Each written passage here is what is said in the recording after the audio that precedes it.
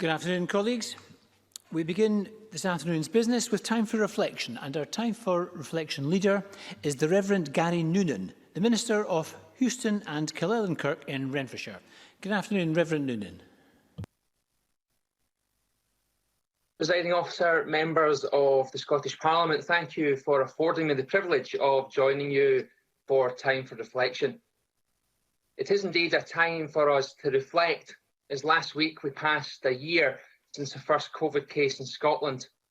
This coming Sunday will mark a year since we last held a Sunday service in Houston Kirk. As we closed our worship singing "Guide Me, O Thou Great Jehovah," little did we know what lay ahead. In the Bible, Jesus said, "They will know you're my disciples if you love one another," a theme that we are taking forward at Houston this year throughout Lent.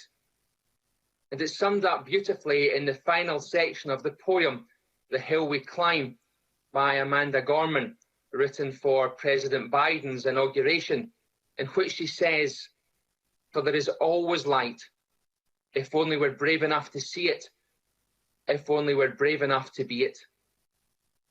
In those first few months of the pandemic, the light was visible as our communities, the length and breadth of the country, rallied. In Houston, the church coordinated a response to collect food and collect prescriptions for the vulnerable and the isolating, to have phone buddies to keep in touch with those who were socially isolated, separated from their families. And the whole community assisted. All faiths and none came together. And despite the dark times, there was light.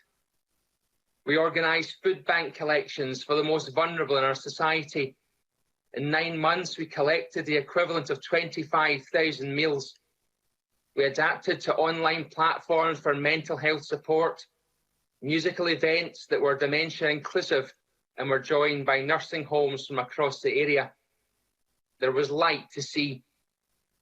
And people commented to me that as they stood out each Thursday evening clapping for the NHS and carers, they would end up chatting across the garden to neighbours that they had previously only said hello to or passed the time of day.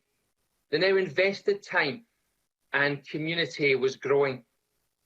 There was light to see. However, in these last few months, whether it be lockdown fatigue or a return to old ways, society again appears to be becoming more polarised. You're either in a group or you're out. There's no middle ground for disagreement, respectful dialogue or debate. This is a time like no other. And as a society, we need to be united and strive for something better and rebuild stronger in compassion, equality and love. And that comes down to all of us, faith leaders, politicians, society as a whole, to be brave enough to see the light, but more importantly, to be brave enough to be it. Thank you, Presiding Officer. Thank you very much, Reverend Noonan. Thank you.